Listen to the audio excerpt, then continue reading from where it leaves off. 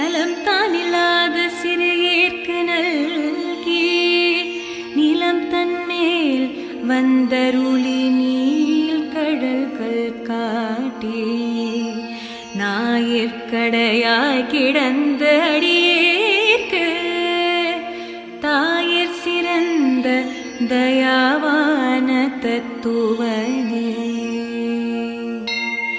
மாசற்ற ஜோதி மலர்ந்த மலர் சுடரே தேசனே தேனாரமுதே சிவபுரணே பாசமாம் பற்றறுத்து பாரிக்கும் மாரியனே நேச அருள் புரிந்த நெஞ்சில் வஞ்சம் கெட பேராது நின்ற பெருங்கருணை பேராரே.